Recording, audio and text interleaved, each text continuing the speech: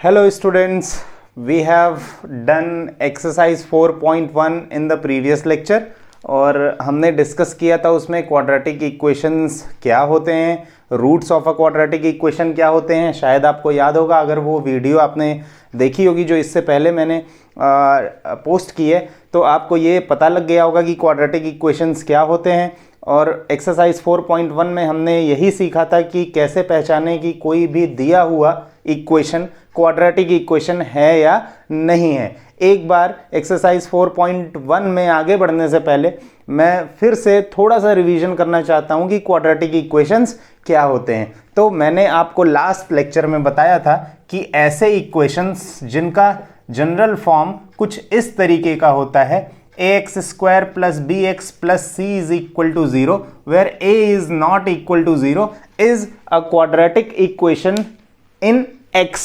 अब इसको quadratic equation क्यों बोल रहे हैं? इसलिए बोल रहे हैं क्योंकि जो इसकी डिग्री है वो 2 है, जो डिग्री है वो 2 है। डिग्री का मतलब होता है वेरिएबल पे रेज हुई हाईएस्ट पावर। तो वेरिएबल इस इक्वेशन में x है, x वेरिएबल है, तो वेरिएबल पे जो हाईएस्ट पावर रेज है वो 2 है। अगर वेरिएबल पे हाईएस्ट पावर जो रेज है वो 2 है तो ऐसे इक्वेशन को हम क्वाड्रेटिक इक्वेशन बोलते हैं। हमने ये डिस्कस कर लिया था। इसके बाद बहुत इंपॉर्टेंट चीज जो इस चैप्टर में है वो है root of a quadratic equation. किसी भी क्वाड्रेटिक इक्वेशन का रूट क्या होता है? तो लास्ट लेक्चर में मैंने बता दिया था आपको कि क्वाड्रेटिक इक्वेशन का रूट वो वैल्यू होता है जिसको क्वाड्रेटिक इक्वेशन में अगर हम वेरिएबल की जगह रिप्लेस करते हैं तो हमें वापस से 0 मिल जाता है। अगर इस इक्वेशन के लिए बोलें, अगर हमें बोलना है कि इस इक्वेशन का रूट अल्फा है तो कुछ नहीं है, बड़ा सिंपल है। ए एक्स की जगह मैंने अल्फा पुट किया, alpha square plus b into x की जगह वापस मैंने अल्फा पुट किया प्लस सी। अगर ये आंसर 0 दे देता है जो आर एच एस के इक्वल है, किसके इक्वल है? आर एच एस के, तो हम बोलेंगे कि अल्फा इस क्वाड्रेटिक इक्वेशन का रूट है। हमने इतना डिस्कस कर लिया था। अब एक्सरसाइज 4.1 में हमने क्वेश्चन नंबर 1 भी डिस्कस कर लिया था। Now we are going to discuss question number 2 in exercise 4.1। NCERT exercise 4.1 में हम डिस्कस कर रहे हैं क्वेश्चन नंबर 2। क्वेश्चन नंबर 2 हमारा कुछ इस तरह था, represent the following situations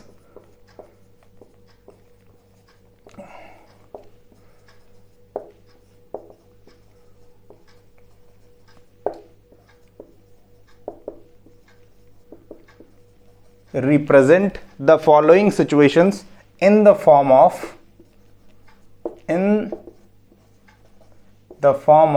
a quadratic equation. जो हमें सिचुएशन दी हुई है उसको हमें क्वाड्रेटिक इक्वेशन के फॉर्म में रिप्रेजेंट करना है। तो अब हम सिचुएशन देखेंगे, समझेंगे सिचुएशन क्या है, फिर उसको रिप्रेजेंट करेंगे क्वाड्रेटिक इक्वेशन के फॉर्म में। तो पहला सिचुएशन, फर्स्ट पार्ट जो इसमें है वो सिचुएशन कुछ इस तरह है, the area of a rectangular plot. The area of a rectangular plot is 528 metre square. एक रेक्टेंगुलर प्लॉट है जिसका एरिया 528 मीटर स्क्वायर है। The length of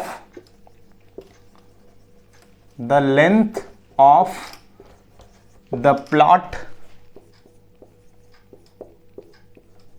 in metres, the length of the plot in meters is 1 more than twice its breadth.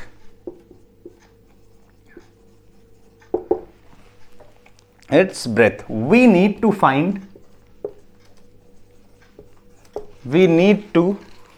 find the length and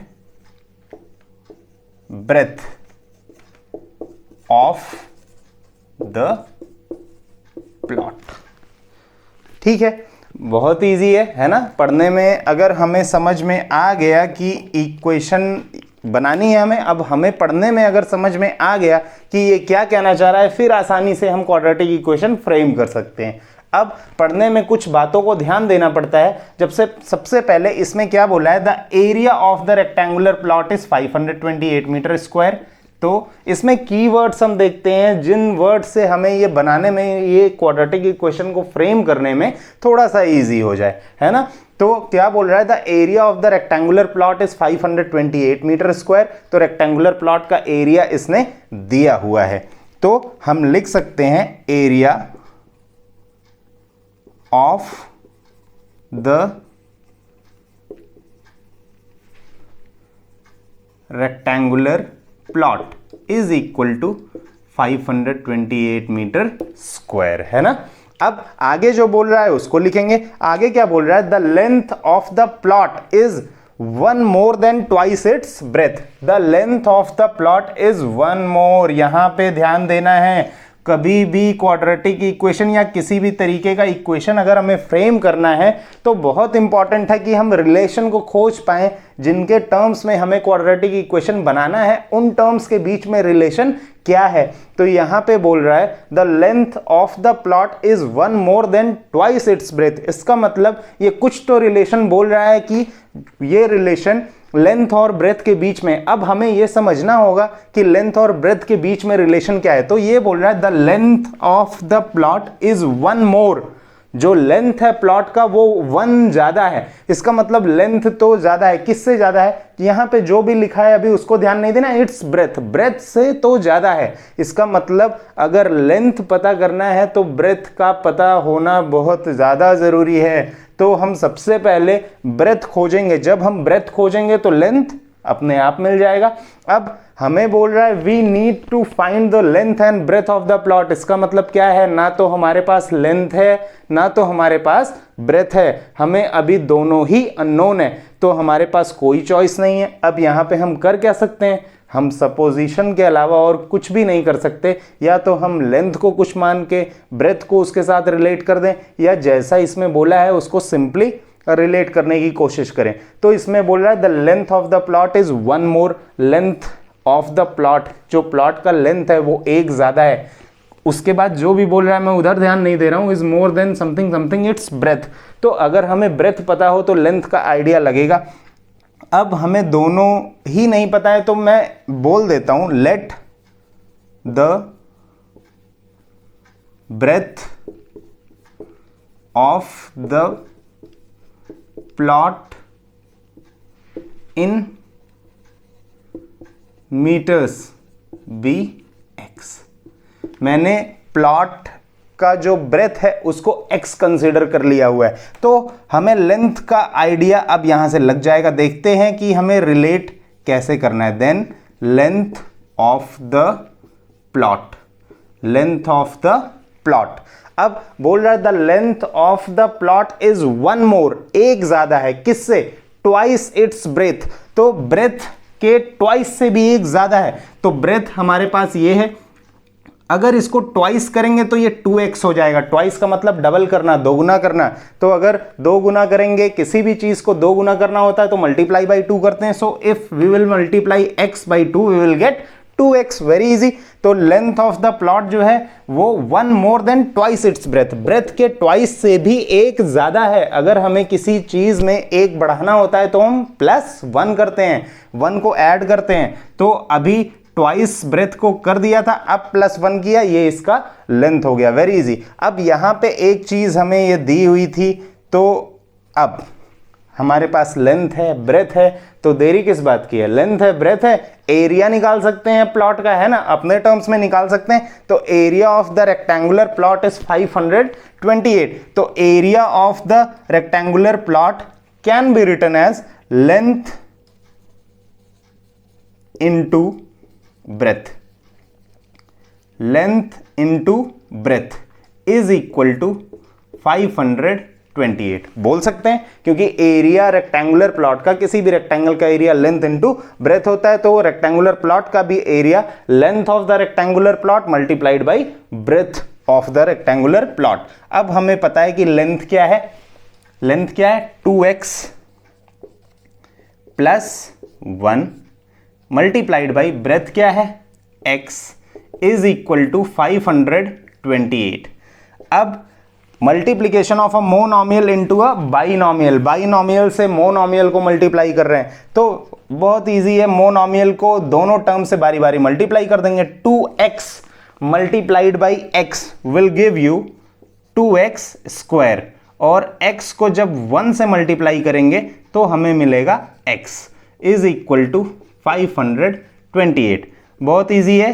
अब 2x square plus x 528 is equal to के इस तरफ transfer हो रहा है तो ये 528 माइनस 528 में कन्वर्ट हो जाएगा। अब ये क्या बन गया, क्वाड्रेटिक इक्वेशन बन गया। सिंपल, कितना इजी है देखो आप।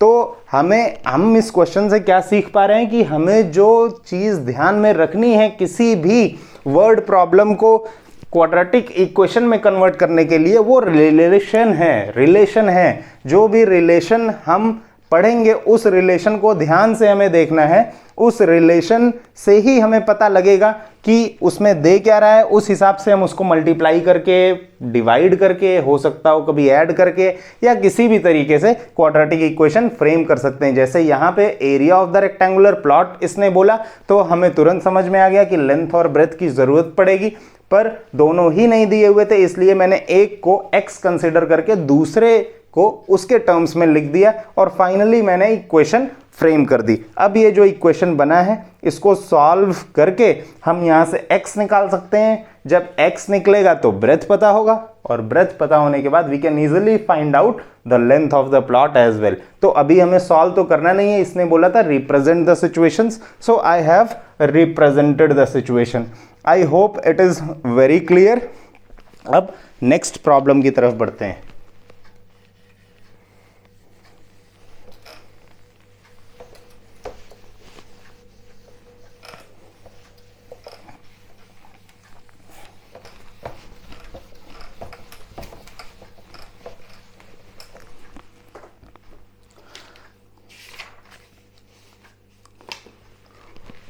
जो हमारा अगला प्रॉब्लम है वो कुछ इस तरह है।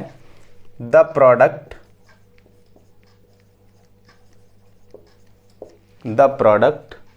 Of two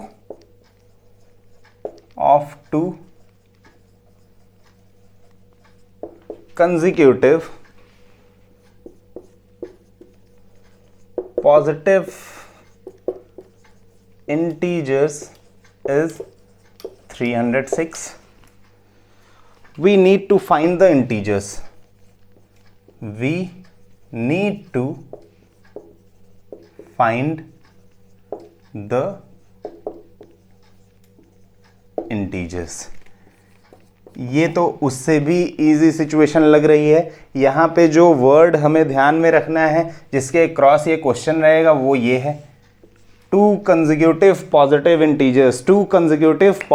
integers. अब कंसेक्यूटिव इंटीजर्स या कंसेक्यूटिव पॉजिटिव इंटीजर्स या कंसेक्यूटिव नंबर्स क्या होते हैं ये पता होना ज़रूरी है।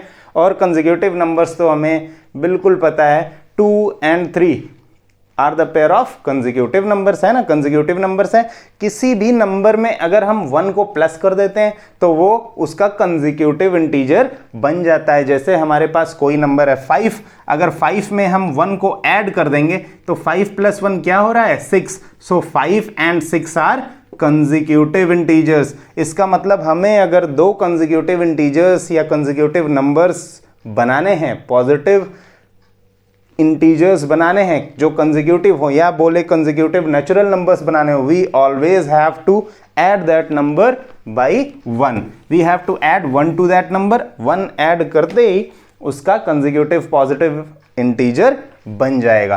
तो अब हमें बोल रहा है the product of consecutive positive integers is 306। तो यहां पे कुछ तो इसने दे दिया है। क्या दे दिया है? Product of consecutive positive integers is equal to 306। Product का मतलब होता है कि मल्टीप्लाई करने पे, कंसेक्यूटिव पॉजिटिव इंटीजर्स को जब हम मल्टीप्लाई करें तो 306 आना चाहिए। अब हमें कोई भी इंटीजर पता तो है नहीं, तो एक इंटीजर को हमें कंसिडर करना है। तो let the first positive integer be x। हमने पहले पॉजिटिव इंटीजर को x बता दिया। अब कंसेक्यूटिव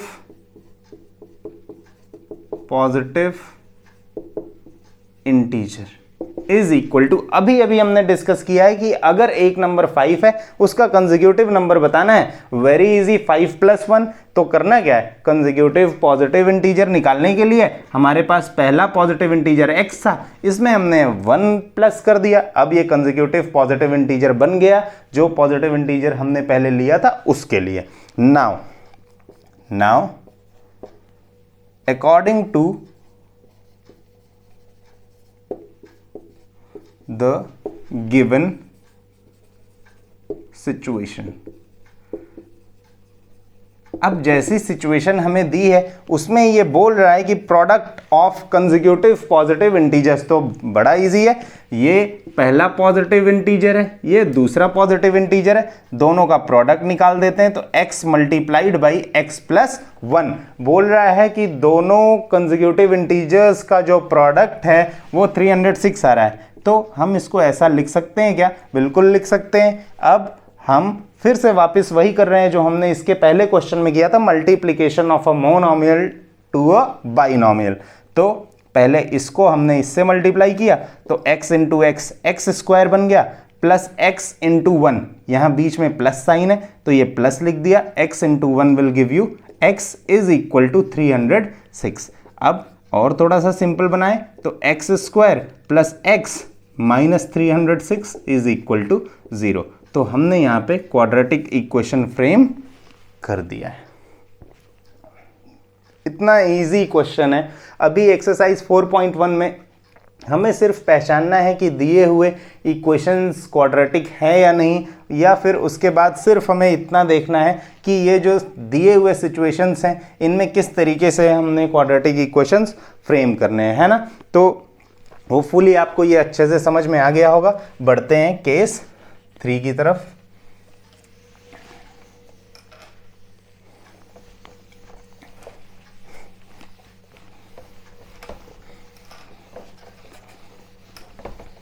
तो हमारा जो केस 3 है वो एज रिलेटेड प्रॉब्लम है। एज रिलेटेड प्रॉब्लम है जो बोल रहा है Rohan's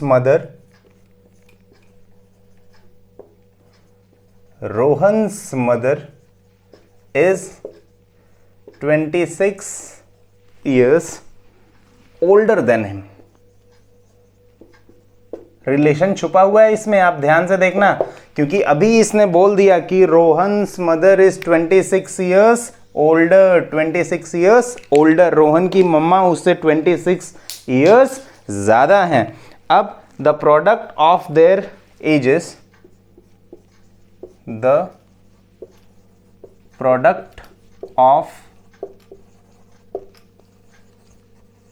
their ages in years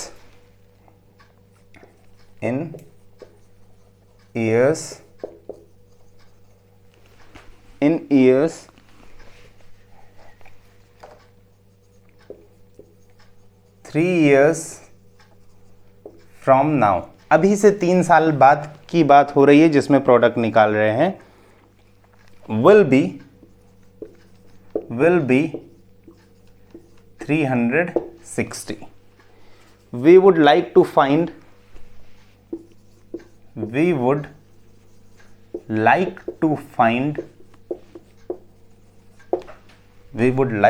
find Rohan's present age. हमें रोहन के आज के एज के बारे में बताना है। अब इसमें कुछ रिलेशंस है जो हमें बड़े ध्यान से देखना है। एक तो हमने देख लिया है Rohan's mother is 26 years older than him।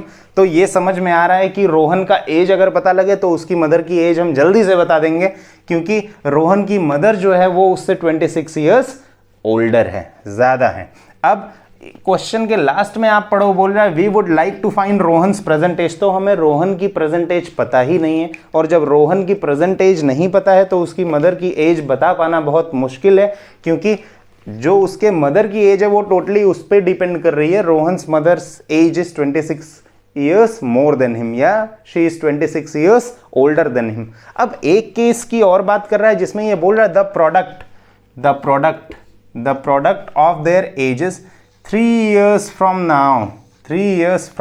now will be 360। तो ये ध्यान देना है, इसमें दो रिलेशंस दे रहे हैं। पहला तो रोहन की मदर की एज रोहन के एज के साथ रिलेट की जा रही है।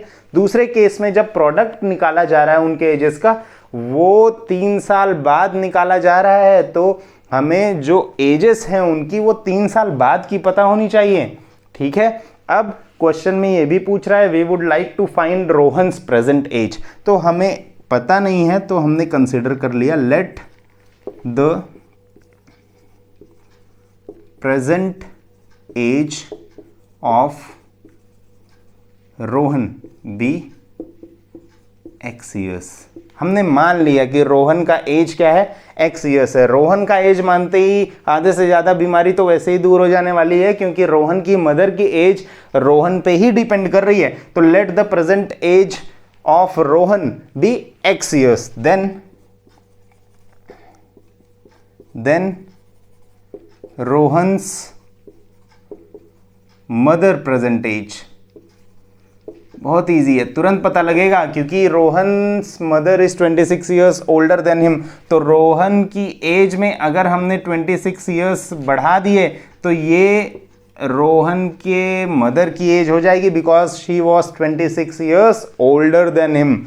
अब जिस सिचुएशन की ये बात कर रहा है, अभी उस सिचुएशन में बात करने के लायक हमने कुछ किया नहीं है। अभी तो हमने जो इसने बोला था वो लिख दिया है बस। अब जो सिचुएशन यहाँ पे बन रही है वो ये है, the product of their ages 3 years from now। तो एक केस यहाँ पे बन रहा है। अब उस केस को लेते हैं आफ्टर 3 years। 3 साल बाद जब एज जानेंगे रोहन की क्या है, उसकी मदर की क्या है, तब प्रोडक्ट निकालेंगे। अभी after 3 years Rohan's new as.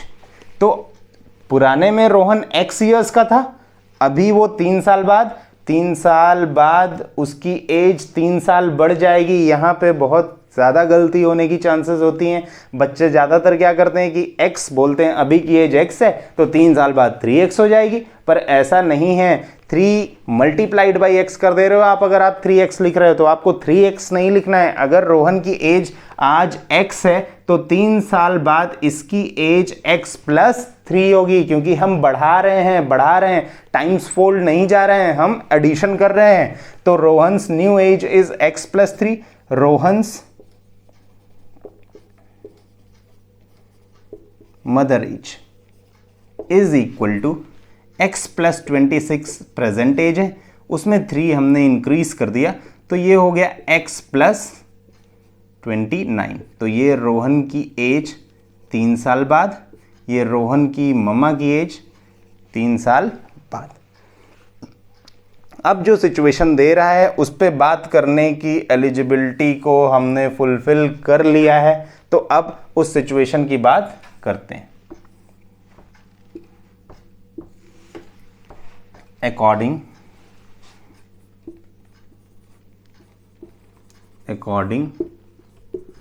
To the given situation. अब सिचुएशन क्या बोल रहा है, the product of their ages 3 years from now. तो 3 years के बाद हमने उनके एजेस को निकाल लिया, तो बात कर सकते हैं the product of their edges. इसका मतलब 3 साल बाद जो एजेस हैं उनके x plus 3 multiplied by x plus 29, दोनों के एजेस का प्रोडक्ट कितना आ रहा है, 360 आ रहा है। तो अब आपको समझ में आ रहा होगा कि हम इक्वेशंस को कैसे फ्रेम करें। अब multiplication of a binomial to a binomial, x पहले x में मल्टीप्लाई हो रहा है x स्क्वायर, x मल्टीप्लाई हो रहा है 29 में, 29x 3 मल्टीप्लाई हो रहा है x में 3x, 3 मल्टीप्लाई हो रहा है 29 में 87 इज इक्वल टू 360।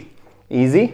अब x square plus 32x, 29x plus 3x will give you 32x plus 87 minus 360 is equal to 0। 360 LHS की तरफ ट्रांसफर हो रहा है, इसलिए साइन चेंज हो गया है।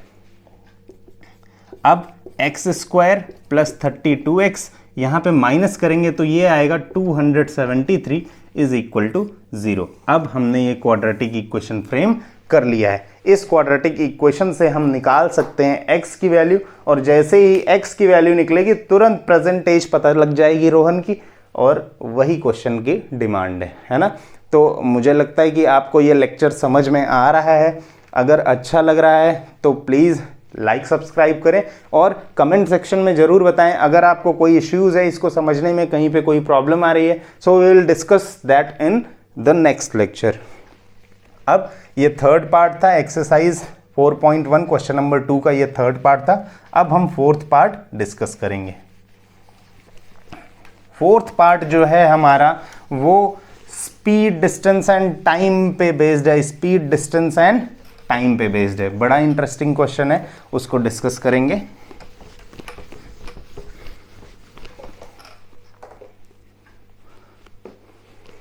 Fourth, a train travels a distance of 480 kilometers at a uniform speed. At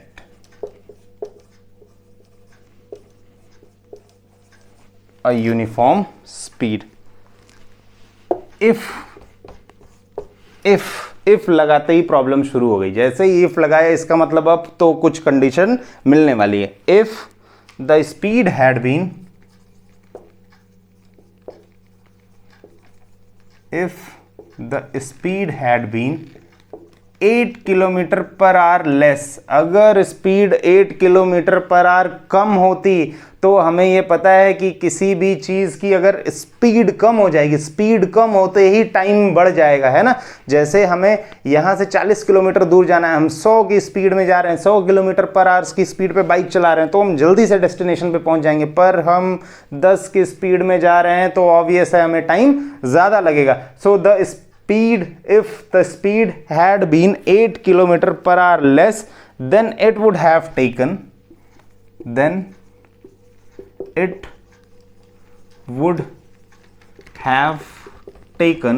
obvious है टाइम ज्यादा लगेगा, it would have taken 3 hours more, 3 hours more to cover same distance, to cover same distance. We need to find the speed of the train. We need to find the speed of the train. हमें एक ऐसा quadratic equation frame करना है जिसमें हमें train के speed के बारे में पता लगे। सबसे पहले हम रिलेशन को लिख लेते हैं। Speed is equal to distance upon time होता है। Speed is equal to distance upon time होता है, ये हम पहले लिख लेते हैं। अब जो इसमें दिया हुआ है वो एक बार पढ़ लेते हैं अच्छे से। क्या दिया हुआ है? The train travels a distance of 480 kilometre at uniform speed, at uniform speed. अब क्या बोल रहा है? If the speed had been 8 kilometre less, अगर स्पीड 8 किलोमीटर पर आवर कम होती, it would have taken 3 hours more to cover the same distance. We need to find the speed of the train. अब जो मैंने red marker से line किया है वो इस क्वेश्चन की जान है, हमें बार बार उसी पे ध्यान देना है कि क्या बोल रहा है। ये बोल रहा है the train travels a distance of 480 kilometres. तो हमें इतना तो पता लग रहा है कि टोटल जो जर्नी जहां से स्टार्ट हो रही है और जिस डेस्टिनेशन पे खत्म हो रही है उसकी डिस्टेंस 480 किलोमीटर है ना। सो टोटल डिस्टेंस, ये हमें पता है, total distance to be covered is how much, 480 kilometre. Total distance जो हम कवर करेंगे वो 480 किलोमीटर्स होगा, 480 किलोमीटर्स होगा। अब क्या बोल रहा है, we need to find the speed of the train, तो पता तो है नहीं, कंसिडर कर लेते हैं। Let the speed of the train be x kmph, x kilometre per hour. अब हमने मान लिया कि ट्रेन की जो स्पीड है वो x किलोमीटर पर आवर है, जो यूनिफॉर्म स्पीड है वो x किलोमीटर पर आवर है। तो time taken, then time taken to cover 480 kilometres. तो टाइम यहां से देख के हमें समझ में आ रहा है कि अगर हम क्रॉस मल्टीप्लाई करते हैं तो टाइम यहां पे जाता है, तो टाइम इज इक्वल टू ये बन सकता है, डिस्टेंस अपॉन स्पीड। तो time taken to cover 480 kilometres at a uniform speed of x kilometre per hour. तो अगर टाइम हमें कितना लगेगा ये निकालना है, तो time is equal to distance upon speed का रिलेशन लगा रहे हैं। किसका लगा रहे हैं, डिस्टेंस अपॉन स्पीड का। तो डिस्टेंस 480 है, स्पीड जो है हमारा वो x है, तो जो टाइम लगेगा नॉर्मल एकदम यूनिफॉर्म स्पीड में जाने पे वो 480 अपॉन x होगा। Now time taken to cover 480 kilometers at speed of x minus 8। अब आप सोचो मैंने इसको x minus 8 क्यों लिखा हुआ है। x minus 8 इसलिए लिखा हुआ है क्योंकि नॉर्मल स्पीड x थी, अभी मैंने स्पीड को 8 किलोमीटर पर आवर घटा दिया है, कम कर दिया है, तो टाइम उसमें कुछ लगेगा, जो भी लगेगा। Time is equal to again we have distance upon speed. तो डिस्टेंस कितना है 480, स्पीड कितना है, अब यहाँ पे स्पीड कम हो गया है, यहाँ पे स्पीड जो था, यहाँ पे जो स्पीड था वो distance upon time, sorry distance upon speed जो मैंने लिया था, वहाँ पे स्पीड में मैंने x पुट किया था, पर यहाँ पे स्पीड कम हो गया है 480 अपॉन x माइनस 8। अब इन दोनों टाइम्स के बीच में एक रिलेशन है, क्या है, रिलेशन है जो हमने ऑलरेडी मार्क किया हुआ है, वो ये है 3 hours more, 3 hours more। मैंने बताया था आपको कि जो रेड पार्ट है वो इस क्वेश्चन की जान है, हमें ध्यान रखना है कि वो क्या है। तो अब ये रिलेशन जो बना हुआ है, इन दोनों में टाइम लग रहा है, इस केस में ऑब्वियस है टाइम कम लगेगा क्योंकि स्पीड ज़्यादा है तो टाइम कम लगेगा। इस केस में जो टाइम है वो ज़्यादा लगेगा क्योंकि स्पीड कम हो गया है, 8 किलोमीटर्स पर आवर रिड्यूस हो गया है। अब क्या बोल रहा है कि had the speed been 8 kilometre per hour less it would have taken 3 hours more. तो अगर हम टाइम का रिलेशन बताएं अकॉर्डिंग टू द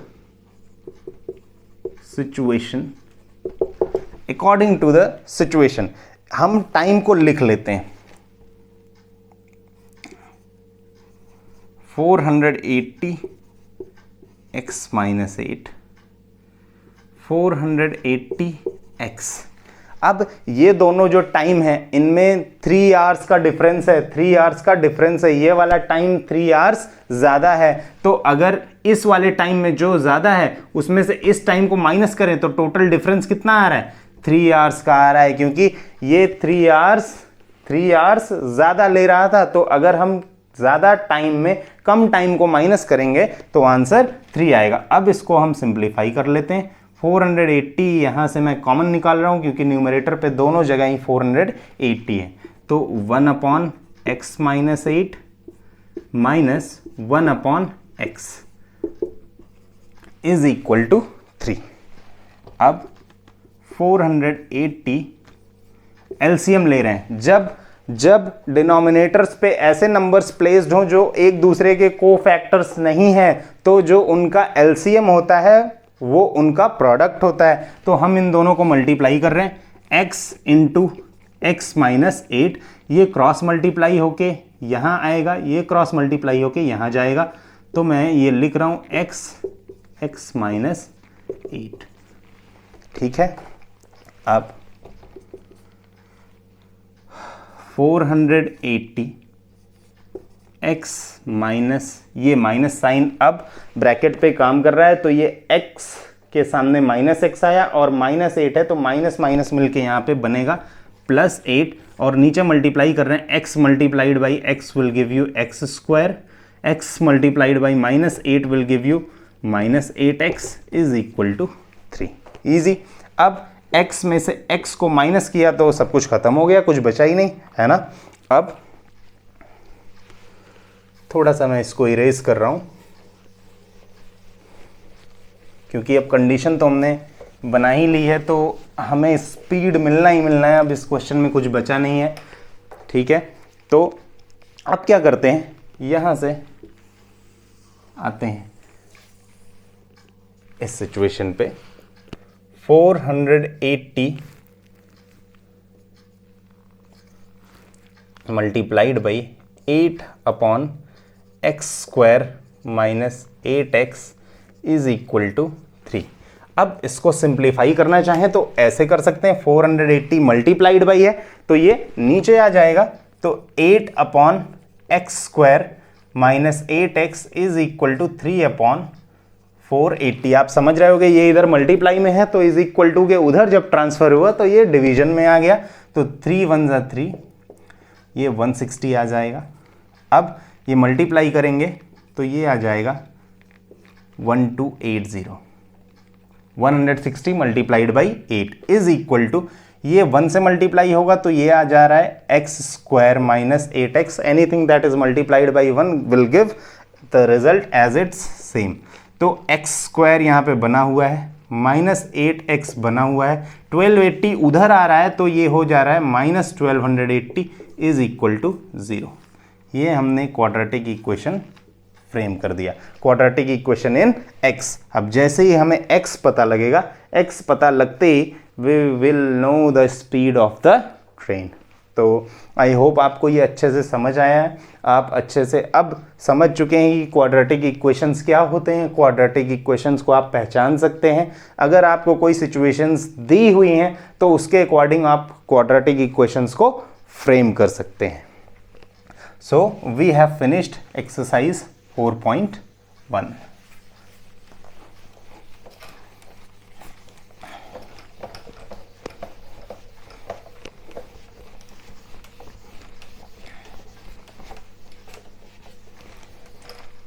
एक्सरसाइज 4.1 हमने ख़त्म कर दी है।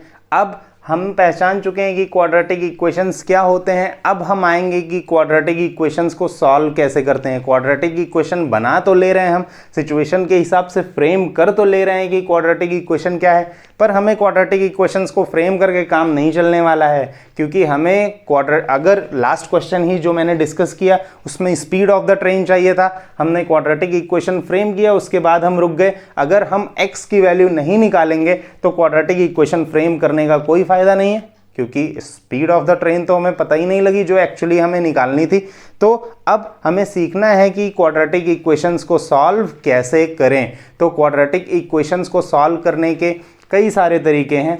श्रीधराचार्य रूल है, कंप्लीटिंग द स्क्वायर्स मेथड है, और सबसे बेसिक मेथड जो है वो by the method of factorisation है, by the method of factorisation. आपने नाम तो सुना ही होगा क्योंकि हमने क्लास 8th में फैक्टराइजेशन पढ़ा हुआ है, इनफैक्ट क्लास 9th में भी हमने काफ़ी फैक्टराइजेशन को पढ़ा हुआ है, तो हमें पता है फैक्टराइजेशन क्या होता है। और हम जो क्वाड्रेटिक पॉलिनोमियल्स है उनका फैक्टराइजेशन चैप्टर नंबर 2 में कर चुके हैं, वेरी इंटरेस्टिंग। थोड़ा सा उसको रिवाइज करेंगे और हम फिर से सीख जाएंगे कि हमें फैक्टराइज कैसे करना है। तो फैक्टराइज करते ही हमें जो रूट्स हैं किसी भी क्वाड्रेटिक इक्वेशन के वो मिलने लगेंगे, और जो रूट्स हैं वही तो x की वैल्यू हैं, तो x की वैल्यूज़ हमें मिलने लगेंगी, और हम बार बार चीज़ों को x कंसिडर कर रहे हैं, तो जो दिए हुए सिचुएशंस होंगे उन सिचुएशंस से हम निकाल सकते हैं जो एग्जैक्टली हमें क्वेश्चन डिमांड करेगा। अब solution of quadratic equations by factorisation पढ़ना है। Solution of quadratic equations by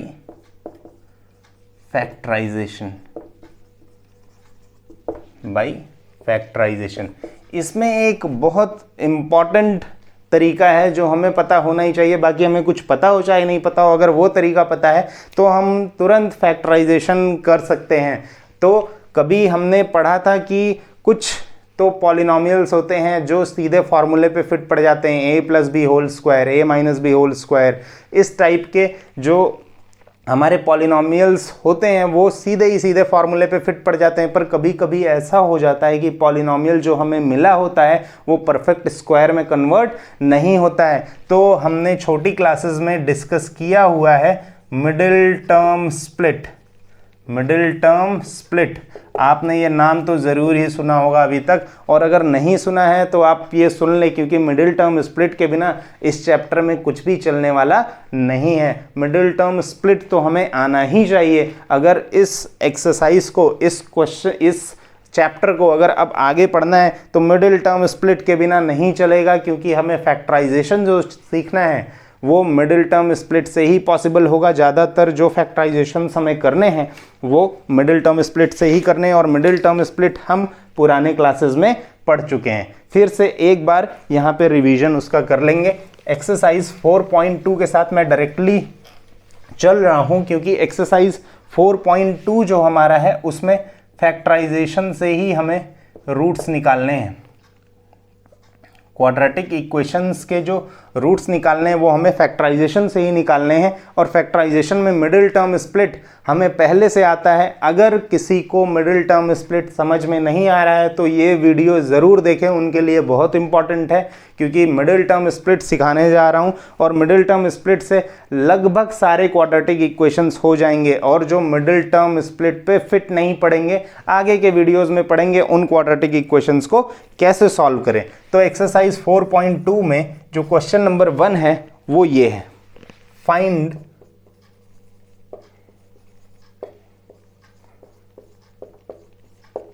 the roots of the following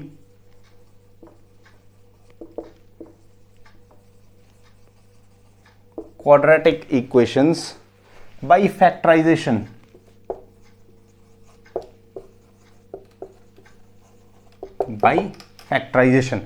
हमें क्वाड्रेटिक इक्वेशंस के रूट्स निकालने हैं फैक्टराइजेशन करके। फैक्टराइजेशन के अलावा हमारे पास कोई तरीका है ही नहीं, हम करेंगे क्या? फैक्टराइज तो हमें करना ही है, और फैक्टराइज करना है तो अभी मैं आपको बता रहा हूं कि मिडिल टर्म स्प्लिट के बिना हमारा काम चलना ही नहीं है। मिडिल टर्म स्प्लिट हमें आना ही चाहिए, तो कोई प्रॉब्लम नहीं है, सीख लेंगे मिडिल टर्म स्प्लिट, कौन सी बड़ी बात है। क्लास 8th में किया है, क्लास 9th में किया है, एक बार फिर से 10th में कर लेंगे, कोई इशू नहीं है।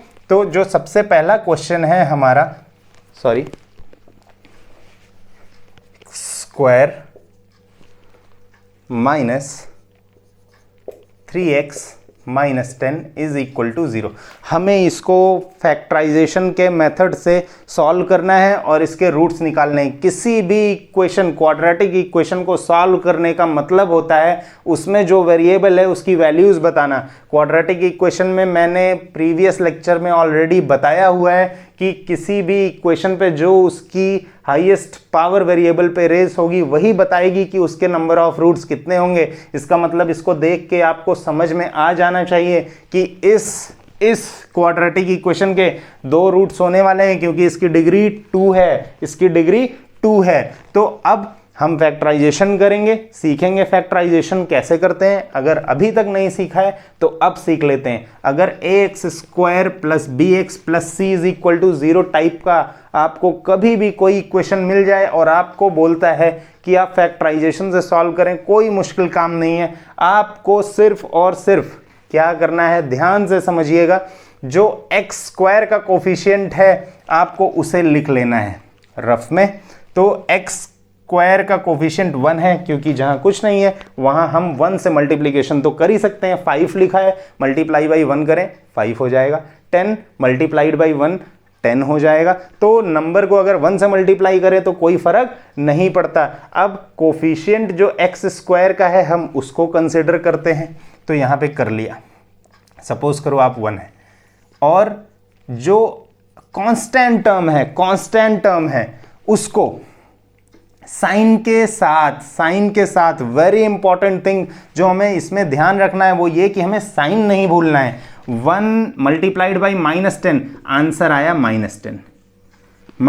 ध्यान से समझना आप, जिनको मिडिल टर्म स्प्लिट में प्रॉब्लम है, अब आज के बाद उनको मिडिल टर्म स्प्लिट में कोई प्रॉब्लम होने वाली नहीं है अगर आप ये ध्यान से समझते हो। तो मैंने a को मल्टीप्लाई कर दिया c के साथ, एक्स स्क्वायर के कोफिशिएंट को मल्टीप्लाई कर दिया कांस्टेंट टर्म के साथ, आंसर -10 आया।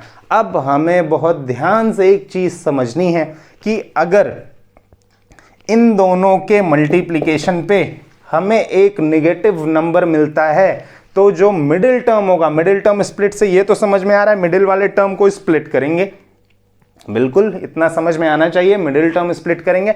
अब हमें ये तो पता लग रहा है कि हमें 3 को स्प्लिट करना है मतलब 2 पार्ट्स में करना है, ठीक है। मिडिल टर्म स्प्लिट को हमेशा जब भी परफॉर्म करते हैं तो हम मिडिल टर्म को 2 पार्ट्स में स्प्लिट करते हैं। अब ये ध्यान रखना है किस तरह स्प्लिट करते हैं। अब मैंने आपको साइन का इधर इतना इंपॉर्टेंस इसलिए बताया था क्योंकि अगर हमें ये पता लग जाता है कि इसको मल्टीप्लाई करने पे हमें रिजल्ट एक नेगेटिव नंबर मिलता है तो हम श्योर हो जाएंगे कि जो मिडिल टर्म है उसको सब्ट्रैक्ट करके ही स्प्लिट करना है, उसको कुछ इस तरह से स्प्लिट करना है कि दोनों नंबर्स को सब्ट्रैक्ट ही करना है। तो 3 को अब हमें सब्ट्रैक्ट करके ही चाहिए, 3 हमें सब्ट्रैक्ट करके ही चाहिए। तो सबसे इजी तरीका जो 3 को सब्ट्रैक्ट, जो 3 हमें दे सकता है सब्ट्रैक्शन के बाद, वो है 4 - 1। इजी, सबसे आसान तरीका है, 4 में से 1 आप माइनस करो 3 मिल जाएगा। सब्ट्रैक्ट करके 3 पाने का ये तरीका सबसे इजी है। अब हमें सिर्फ इसको सब्ट्रैक्ट करके ये नहीं बनाना है, दूसरी कंडीशन भी फुलफिल होनी चाहिए। मिडिल टर्म स्प्लिट में हम हमेशा मिडिल टर्म को इस तरह स्प्लिट करते हैं कि प्लस या माइनस करने पे तो वही नंबर आए जो मिडिल टर्म है, लेकिन जिन नंबर्स में हम स्प्लिट करेंगे उनका प्रोडक्ट ये आना चाहिए। तो अभी 3 को हम स्प्लिट करेंगे, कुछ इस तरह स्प्लिट करेंगे कि सब्ट्रैक्ट करने पे तो 3 आए, क्योंकि यहाँ पे माइनस साइन है इसलिए सब्ट्रैक्ट करके ही बनाना है। तो सब्ट्रैक्ट करने पे तो 3 आए उन नंबर्स को, पर मल्टीप्लाई करने पे 10 आए या -10 आए। तो सबसे आसान तरीका 3 को बनाने का सब्ट्रैक्ट करके ये है 4 - 1। 4 में से 1 हटाओगे आप 3 आ जाएगा। लेकिन इनका जो प्रोडक्ट है वो -4 है। 4 multiplied by -1 will give you -4, जो कि 10 जैसा नहीं है। इसका मतलब ये स्प्लिट सही नहीं हो रहा है। तो 3 हम किसी दूसरे तरीके से बना लेंगे। 3 बस 2 नंबर्स को माइनस करने पे, 2 पर्टिकुलर नंबर्स को माइनस करने पे नहीं आता, और भी तरीके हैं। 4 से नहीं काम चला, कोई नहीं, हम 5 ले लेंगे और यहाँ पे -2 ले लेंगे। अब 5 में से 2 माइनस करेंगे तो 3 आ रहा है, बिल्कुल आ रहा है, ये आ रहा है। अब इन दोनों को अगर हम मल्टीप्लाई करते हैं, 5 मल्टीप्लाइड बाई -2, ये क्या आ रहा है -10। अब यहां पे दोनों कंडीशन सेटिस्फाई हो रही हैं। कौन कौन सी कंडीशन सेटिस्फाई हो रही है? मिडिल टर्म हम पा भी जा रहे हैं, क्या करके? माइनस करके 5 - 2 किया है हमने तो 3 मिला है। और इन दोनों का प्रोडक्ट जब निकाल रहे हैं तो वो शुरू का जो प्रोडक्ट निकाला था उसके इक्वल आया था। तो ये पेयर हमारे लिए सही है। इसका मतलब 3 की जगह हमें ये लिखना होगा। हो गया middle term split, very easy, समझ में आ रहा है। आगे बड़े नंबर्स में स्प्लिटिंग किस तरीके से होगी वो हम देखेंगे। अभी फिलहाल हमारा काम चल रहा है तो हमने इस तरीके से स्प्लिट कर दिया है। तो हम इसे ऐसा लिख सकते हैं क्या, x² -3 की जगह हम लिख सकते हैं 5 - 2, जो हमने स्प्लिट किया हुआ है। यहाँ पे x ऐसा ही है, -10 इज इक्वल टू 0। अंडरस्टूड, समझ में आ रहा होगा आपको होपफुली। x², अब मल्टीप्लीकेशन कैरी आउट करते हैं, -x multiplication of a monomial into a binomial, ये हो रहा है 5x, यहाँ पे -2 इसमें भी मल्टीप्लाई होगा, ये -2x -10 इज इक्वल टू 0। अब ये क्या हो रहा है, एक्स स्क्वायर, अब ये माइनस ऑपरेट हो रहा है ब्रैकेट के अंदर, तो x 5 के साथ जाएगा तो ये हो जाएगा -5x। अब ये माइनस यहाँ भी जाएगा तो ये माइनस इसको क्या बना रहा है, प्लस बना रहा है, minus multiplied by minus will give you a plus sign, -10 is equal to 0। अब आप ध्यान से समझना, अब ग्रुपिंग करेंगे, ग्रुपिंग करने वाले हैं, दो ग्रुप्स बना दिए, तो इन दोनों में क्या है, x कॉमन फैक्टर है, तो यहाँ पे क्या रह गया, x -5, यहाँ पे 2 और 10 में ऑब्वियस है 2 कॉमन है, x -5 इज इक्वल टू 0। अब एक ब्रैकेट में तो x -5 कॉमन आ रहा है, क्योंकि x -5 यहाँ भी है, तो इस x -5 को, इस x -5 को हमने बाहर खींच लिया, x -5 को जैसे ही हमने यहाँ से हटाया सिर्फ x बचा प्लस 2 बचा, x -5 तो यहाँ से निकाल ही चुके हैं, इज इक्वल टू 0। अब बहुत ध्यान से समझने वाली बात है कि ये जो प्रोडक्ट है वो 0 दे रहा है, ये जो प्रोडक्ट है वो 0 दे रहा है। अब 0 प्रोडक्ट हम तभी पाते हैं जब 3 केसेस होते हैं, 0 multiplied by 0 will give you 0, 0 multiplied by any number will give you 0, any number multiplied by 0 will give you 0। इसका मतलब ध्यान से समझना, आप ये केस बहुत ज़रूरी है, ये ध्यान से समझना है। इसका मतलब या तो x -5 0 है, क्योंकि ये 0 बन रहा है मल्टीप्लाई करने पे, तो ये 0 होगा, तभी इसको मल्टीप्लाई करने पे 0 आंसर आ रहा होगा। अगर ऐसा नहीं होगा तो x -2 0 होगा, क्योंकि 0 से मल्टीप्लाई हुए बिना 0 आंसर तो नहीं आ सकता। तो हम लिख सकते हैं क्या, either x -5 is equal to 0, इसका मतलब x -5 इज इक्वल टू 0 और x is equal to 5, x is equal to 5।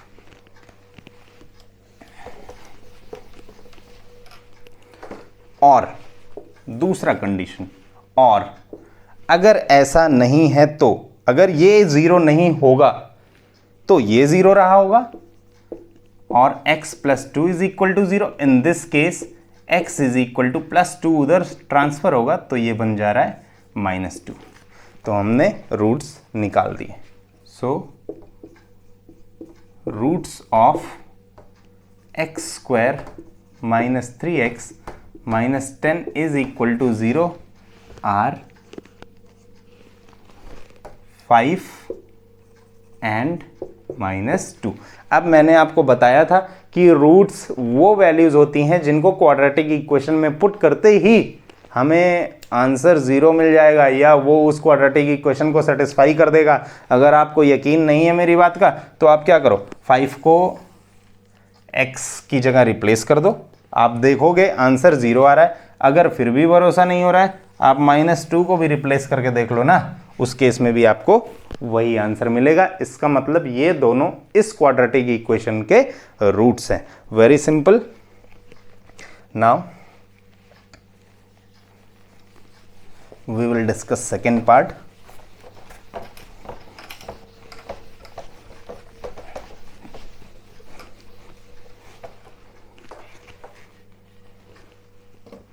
दूसरा पार्ट देखते हैं।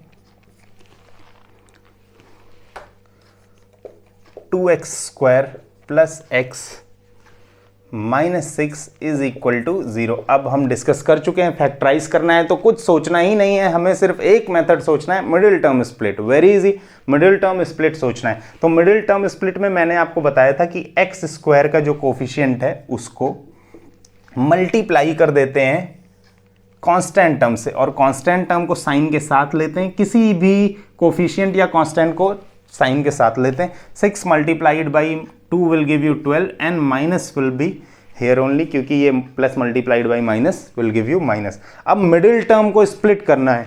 अरे यहाँ तो मिडिल टर्म है ही नहीं, देख के लग रहा है कि x के साथ तो कोई टर्म है ही नहीं, पर अभी प्रीवियस क्वेश्चन में भी हमने डिस्कस किया है कि जिसका कोफिशिएंट कुछ नहीं है उसका 1 है, जिसका कोई दोस्त नहीं उसका 1 है भाई।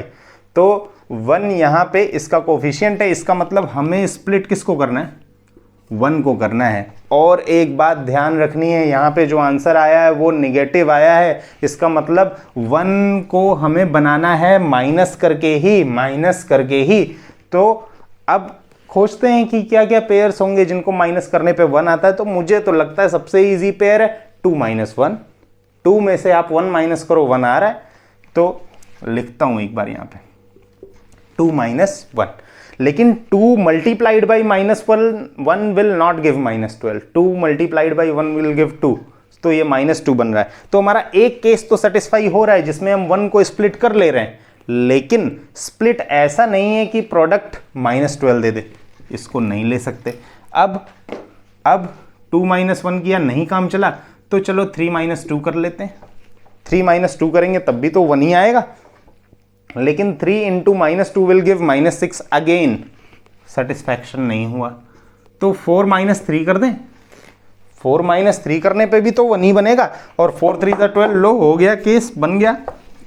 अब हिट एंड ट्रायल मेथड से कर रहे हैं भाई, अभी हिट एंड ट्रायल से इजी क्वेश्चंस को हिट एंड ट्रायल से सॉल्व कर रहे हैं। बाद में कोई पक्का मेथड देखेंगे, नहीं तो पता लगा इधर नंबर आ गया 526, हम खोज रहे हैं, अरे कहाँ मिलेंगे, अरे बाप रे बाप, माइनस करते करते थक गए, नंबर्स तो मिल ही नहीं रहे। तो कोई पक्का तरीका तो है हमारे पास, अभी मैं नहीं डिस्कस कर रहा हूँ, ये डिस्कस करेंगे। अभी फिलहाल इजी क्वेश्चंस हैं, तो हम सिर्फ देख रहे हैं कि कैसे कैसे आसानी से हमें फैक्टर्स मिल जा रहे हैं, तो हम फैक्टराइज कर दे रहे हैं। तो अब हमें पता लग गया कि 1 की जगह हम 4 - 3 रख सकते हैं, क्योंकि 4 में से 3 को माइनस करेंगे तो 1 आ रहा है, और 4 multiplied by -3 will give -12। Both conditions have been satisfied here, so we can write it as 2x² plus, यहां पे कुछ नहीं था, लिख देते हैं 4 - 3x - 6 इज इक्वल टू 0। अब 2x² प्लस x ऑपरेट हो रहा है, मल्टीप्लीकेशन हो रहा है x का, प्लस 4x - 3x, दोनों टर्म्स में मल्टीप्लाई हो गया, -6 is equal to 0। 2x² plus पे तो कोई फर्क नहीं पड़ता, अगर ब्रैकेट के बाहर प्लस है तो कुछ भी चेंज होने वाला नहीं है, तो हमने इसको लिख लिया। अब ग्रुपिंग करेंगे जैसा करते आए हैं अभी तक। अब 2 और 4 में जो कॉमन फैक्टर है वो 2 है, x² और x में जो कॉमन फैक्टर है वो x है, तो 2x बाहर आ गया, 2 बाहर आ गया भैया, x² में से x बाहर आ गया है, तो क्या बचा, x प्लस बच गया है। 4 में से 2 बाहर आ गया है, मल्टीप्लीकेशन में चाहिए, 2 2 × 4, तो ये 2, x तो हमने खींच ही लिया है बाहर। अब माइनस लेते हैं, 3x और 6 में जो कॉमन फैक्टर है वो 3 है, तो -3 को बाहर ले लिया। अब -3x में से -3 को बाहर ले लिया तो दिख क्या रहा है, 6, -6 को 3 से डिवाइड करेंगे तो आंसर क्या आएगा, 2। एक गलती कर दी भैया यहाँ पे, यही गलती बार बार बच्चे करते हैं, ये गलती नहीं करनी है बेटा, ये गलती कभी नहीं होनी चाहिए। अब हमने क्या कर दिया, जल्दी जल्दी में ये माइनस को तो बाहर लिया, -3 को, तो यहाँ पे बचा x। अब इस माइनस को भी हम बाहर ले चुके हैं ऑलरेडी, क्योंकि मैंने उसको कॉमन लिया है, -3 को कॉमन लिया है, तो माइनस तो यहाँ से गायब हो गया। अब क्या करें, खाली छोड़ दें, खाली तो छोड़ नहीं सकते, तो जहाँ पे कुछ नहीं है भाई वहाँ पे प्लस है, x + 2 x + 2, ध्यान देना आप। अब ये दोनों कॉमन फैक्टर्स हैं, तो x + 2 आ गया बाहर, x + 2 के बाहर आते ही यहाँ पे क्या दिख रहा है, 2x, और यहाँ पे क्या है, -3 इज इक्वल टू 0। अब फिर से वही case, either x + 2 is equal to 0, इस केस में x इज इक्वल टू -2, और 2x - 3 इज इक्वल टू 0, इस केस में 2x इज इक्वल टू -3 इधर शिफ्ट होगा तो ये हो जाएगा 3। अब x 3/2, so this and this is a 0, sorry, this and this both are the roots of the quadratic equation 2x square plus x minus 6. Easy, बहुत easy है भाई ये।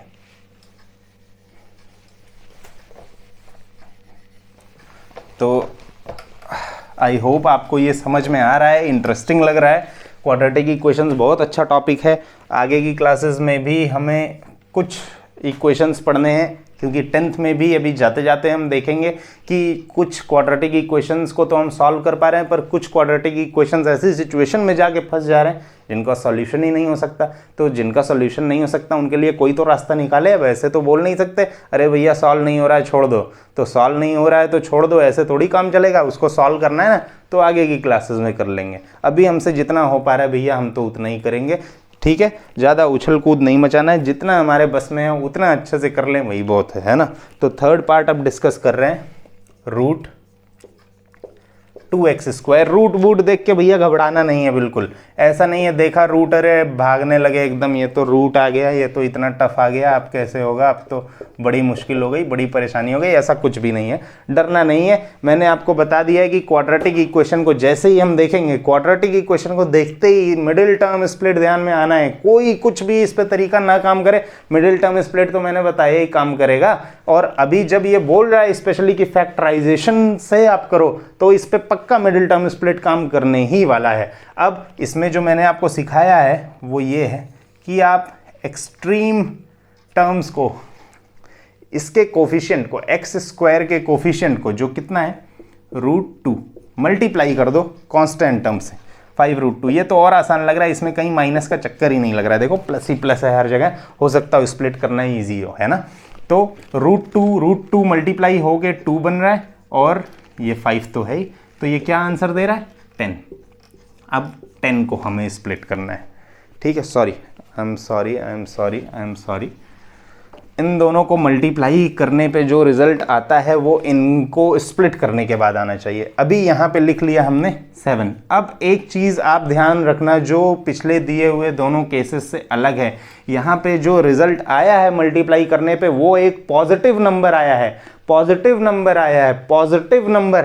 पॉजिटिव नंबर में जब भी स्प्लिट करेंगे हमेशा प्लस करके ही करेंगे, कभी भी माइनस करके नहीं करेंगे।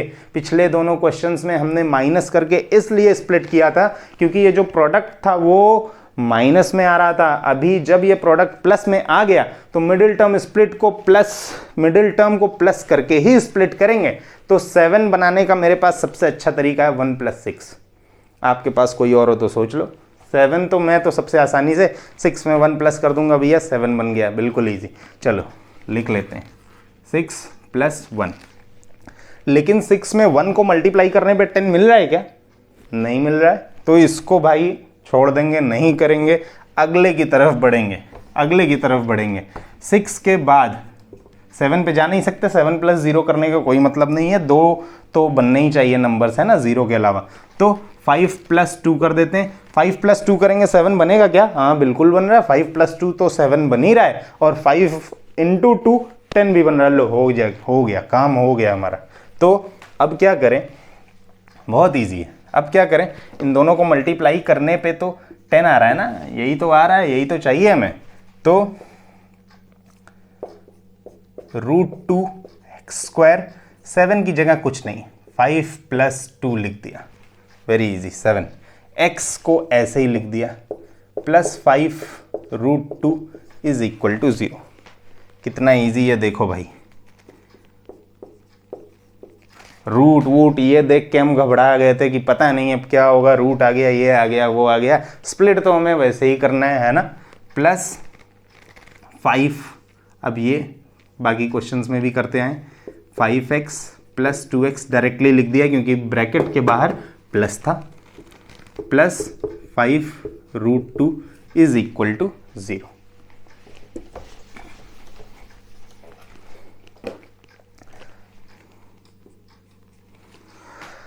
अब देखो भैया, यहाँ तो कोई इशू नहीं है क्योंकि 5 और 2 एक दूसरे के कोफैक्टर्स है ही नहीं, तो हमें परेशानी कहाँ आने वाली है। अब यहाँ पे 2 को अगर हमें कॉमन निकालना है तो एक प्रॉब्लम हो रही है भैया, बहुत बड़ी प्रॉब्लम है। यही तो देख के आप घबरा रहे थे कि अरे यार कहाँ से रूट आ गया, आप कैसे सॉल्व करेंगे, पर घबराने वाली बात नहीं है, ठीक है, कोई प्रॉब्लम की बात नहीं है। ये ग्रुपिंग अभी मैं एक स्टेप ऐसे ही चला देता हूँ, ऐसे ही लिख रहा हूँ प्लस। अब मैं देख रहा हूँ कि यहाँ पे √2 है, यहाँ पे 2 है, प्रॉब्लम आने वाली है, कॉमन निकालने में प्रॉब्लम आएगी। कोई प्रॉब्लम नहीं है यार, √2 मल्टीप्लाइड बाई √2 लिख सकते हैं क्या, 2 को √2 में √2 मल्टीप्लाई करेंगे 2 ही तो बनेगा, x प्लस 5√2। हम पहले ही देख लेंगे इस स्टेप के बाद कि कहाँ पे हमें इशू आ रहा है, उसको हम सिंपल बना देंगे। अब सिंपल हो गया, कोई प्रॉब्लम नहीं है। अब आसानी से हम कॉमन निकाल पाएंगे। इन दोनों में जो कॉमन है वो है x, तो ये हो गया √2x, क्योंकि 2 और 5 एक दूसरे के कोफैक्टर्स तो थे नहीं, तो ये √2x आ गया, प्लस x बाहर कर चुके हैं तो ये क्या आया 5, प्लस यहाँ पे आप ध्यान से देखना, ये √2 है, ये भी √2 है, बाहर आ रहा है √2, यहाँ पे क्या बच रहा है, एक √2 बच रहा है x, प्लस ये √2 बाहर आ चुका है, क्या बचा 5। ईजी है ना। अब ये और ये भी तो कॉमन है, तो ये क्या बन रहा है, √2x plus 5x plus √2 is equal to 0। फिर से उसी केस पे चलते हैं, either √2x plus 5 is equal to 0। In this case √2x is equal to plus 5, दूसरी तरफ जा रहा है -5, x is equal to -5 upon √2। एक रूट आ गया भैया हमारे पास, ये रूट मिल गया हमको। और दूसरे सिचुएशन में ये 0 होता होगा, x plus √2 is equal to 0। इस केस में x इज इक्वल टू -√2, ये हमें दूसरा रूट मिल गया, ठीक है, रूट में भी रूट मिल गया, कोई प्रॉब्लम नहीं है, इजी है, बिल्कुल बहुत इजी है, ठीक है। तो रूट देख के घबराना नहीं है, जहां भी रूट देखेंगे सिर्फ एक स्टेप पे ध्यान देंगे, ये वाला स्टेप, इस स्टेप पे हम थोड़ा सा फोकस करेंगे। इस स्टेप पे फोकस करते ही हमें तुरंत आसानी से कॉमन फैक्टर्स मिल जाएंगे, हम सॉल्व कर लेंगे, है ना।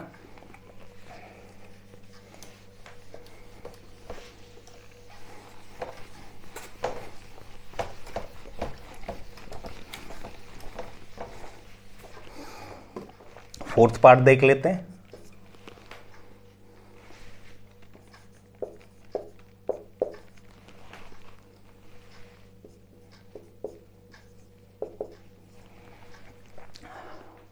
अब थोड़ा सा प्रॉब्लम लग रहा होगा, क्योंकि अगर इसको सॉल्व करना है तो मिडिल टर्म स्प्लिट तो करना ही है, मैंने आपको बता दिया है।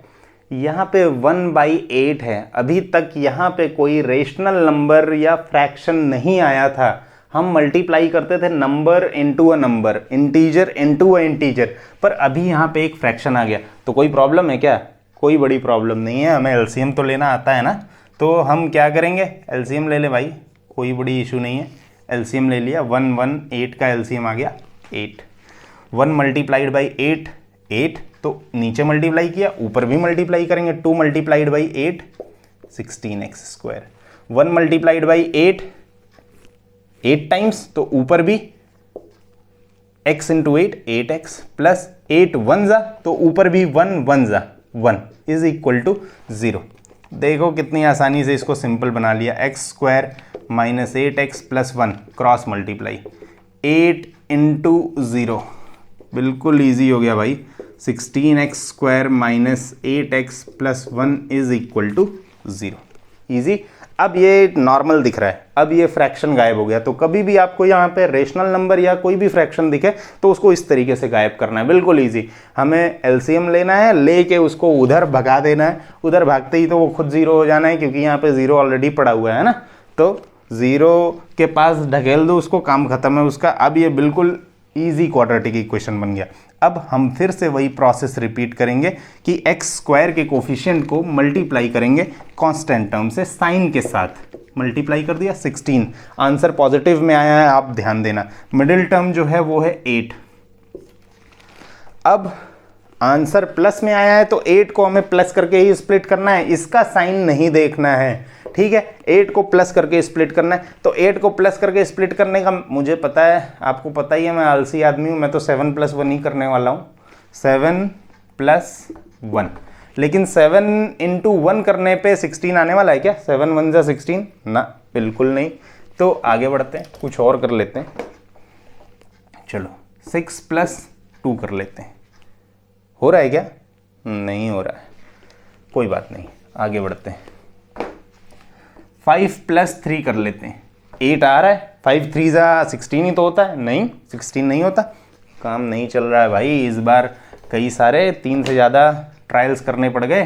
4 + 4 कर लो, 8, 4 + 4 8, 4 × 4, 4 × 4 16। अरे भाई काम हो गया, 4 + 4 है ना।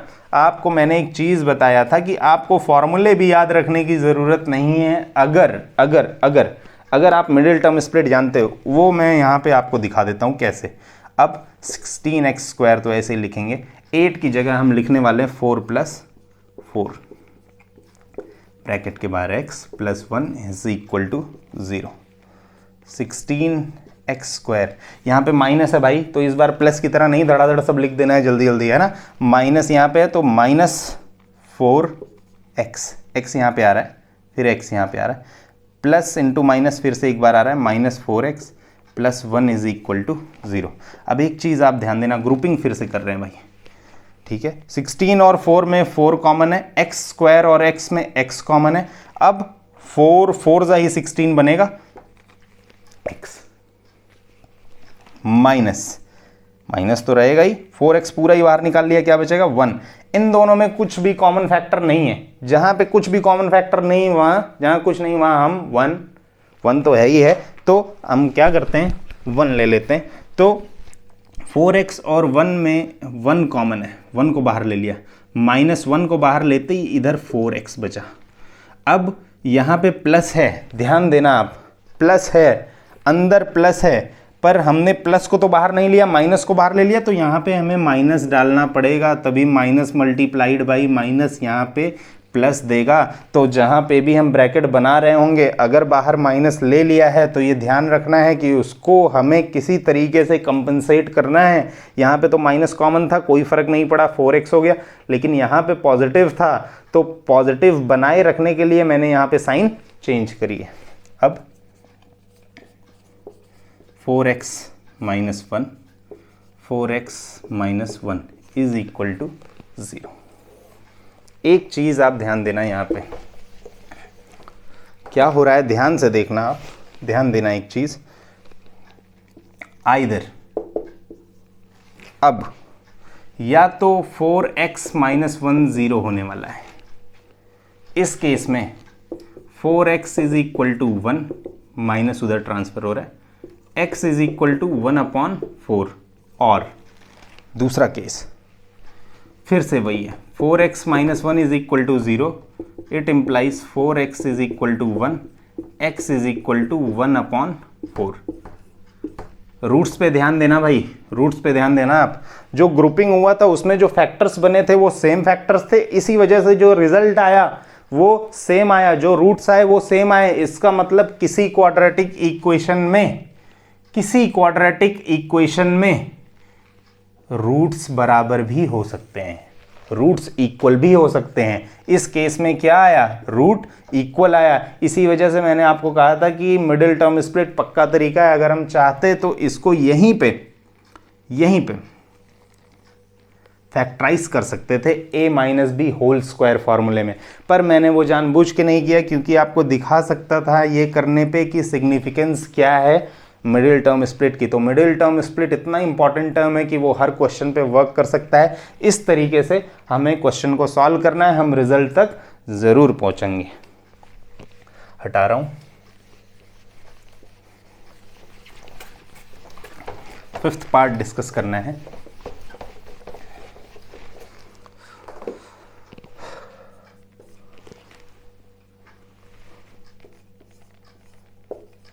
(100x² - 20x + 1 = 0। बिल्कुल, इसको मल्टीप्लाई करेंगे no doubt, 100 multiplied by 1 will give you 100। Middle term split को यहाँ पे लिख रहा हूँ, मिडिल टर्म को यहाँ पे लिख रहा हूँ 20। अब 20 को कुछ इस तरीके से स्प्लिट करना है कि प्लस करने पे 20 आया, और हमें प्लस करके ही बनाना है क्योंकि 100 पॉजिटिव आया, साइन के साथ मल्टीप्लाई किया था, प्लस में आंसर आया, तो 20 को प्लस करके ही तोड़ना है हमें। तो तोड़ने का तरीका सबसे पहला 19 प्लस 1, 20 को 19 प्लस 1। अब ये 19 प्लस 1 तो 100 देने वाला नहीं है, तुरंत 19 प्लस 1 19 देगा। हमें तुरंत गेस करना है कि अभी काफ़ी दूर है, तो हम तुरंत 15 पे आ रहे हैं, बड़ा नंबर है ना, 15 पे आ रहा है। 15 प्लस 5 अभी भी 75 है, फुलफिल नहीं हो रहा है दूसरा कंडीशन, पहला तो हो रहा है। इसी तरह खोजते खोजते आप आओगे 10 प्लस 10 पे, तो 10 प्लस 10 20 हो रहा है, और 10 multiplied by 10 will give you 100 as well. तो ये कंडीशन सेटिस्फाई हो रही है। 20 की जगह हम 10 प्लस 10 लिख सकते हैं, तो 20 की जगह मैंने लिखा 10 plus 10x plus 1 is equal to 0। अभी ये हो गया 100x स्क्वायर, यहाँ पे माइनस है भाई, ध्यान देना आप, तो माइनस अंदर ऑपरेट हो रहा है। 10x तो मल्टीप्लाई होगा ना, 10x, ये माइनस प्लस यहाँ पे माइनस बना रहा है, 10x plus 1 is equal to 0। अभी इन दोनों में 10x कॉमन है, 10x माइनस 1 माइनस कॉमन ले रहे हैं, दोनों में कुछ भी कॉमन फैक्टर नहीं है तो 1 ले लिया है। 10x यहाँ पे ध्यान देना आप, प्लस है प्लस है प्लस है, यहाँ माइनस है तो ये माइनस आने वाला है, माइनस 1 इज इक्वल टू 0। तो ये हो गया 10x माइनस 1, ये भी हो गया 10x minus 1 is equal to 0। अब either 10x minus 1 is equal to 0, इस केस में 10x is equal to 1, x is equal to 1 upon 10। दूसरा केस भी देख लेते हैं, और वापस से वही है, 10x minus 1 is equal to 0, इसका मतलब x is equal to 1 upon 10। इसका मतलब इस केस में भी रूट्स इक्वल है। इसका मतलब एक बात फिर से हो गई कि ये अगर हम चाहते तो परफेक्ट स्क्वायर के फॉर्मूले में फिट करके भी कर सकते थे। आप देखना चाहो तो देख लो, एक बार मैं आपको वो भी दिखा दे रहा हूँ, ठीक है। अभी हम कुछ इस तरीके से अगर आप बना सकते हो कि परफेक्ट स्क्वायर्स कंप्लीट करके फॉर्मूले में पुट कर सकते हो, वो तो बड़ा इजी होगा। तो 100 तो है 10 का स्क्वायर, x तो ऑलरेडी स्क्वायर में लिखा हुआ है, तो हम 100x स्क्वायर को लिख सकते हैं 10x स्क्वायर। ये मेथड 2 है, 10x स्क्वायर, ये प्लस 1 तो स्क्वायर बन ही रहा है, बना दिया भाई, इज इक्वल टू 0। अब ये -20 को हम 2 इंटू 10x इंटू 1 लिख सकते हैं, बिल्कुल लिख सकते हैं, ठीक है। तो a square minus 2ab plus b square के फॉर्म में फिट हो गया, जो फॉर्मूला है a minus b whole square का, 10x माइनस 1 होल स्क्वायर का इज इक्वल टू 0। अब यहीं पे आ रहा है वापस, इसको रिलेट कर रहा हूं उससे। अगर हम स्क्वायर को हटा देते तो ये गायब हो जाता, हमें उस केस में x की एक ही वैल्यू मिलती। इसलिए मिडिल टर्म स्प्लिट को मैं ज़्यादा कन्वीनियंट मानता हूँ कि मिडिल टर्म स्प्लिट में अगर आप एरर कर भी जाते हो तो आपके दोनों रूट छुपेंगे नहीं, यहाँ पे दूसरा रूट छुप सकता है अगर आपने ये गलती से स्क्वायर गायब कर दिया ये सोच के कि इधर 0 है। अभी यहाँ पे एक चीज़ आपको करना पड़ेगा, 10x minus 1 multiplied by 10x minus 1, क्योंकि स्क्वायर तो तभी बन रहा है ना जब 10x मल्टीप्लाइड बाई 1 हो रहा है। अब ये यहीं पे आ गया क्वेश्चन। इसके बाद आप ये प्रोसेस फिर से कंटिन्यू कर सकते हो, ठीक है। तो दूसरा ये तरीका है, ठीक है।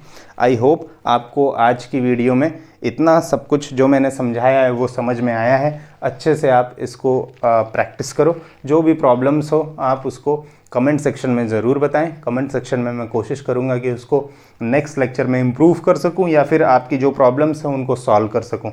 तो आई होप आपको अच्छा लगा ये वीडियो।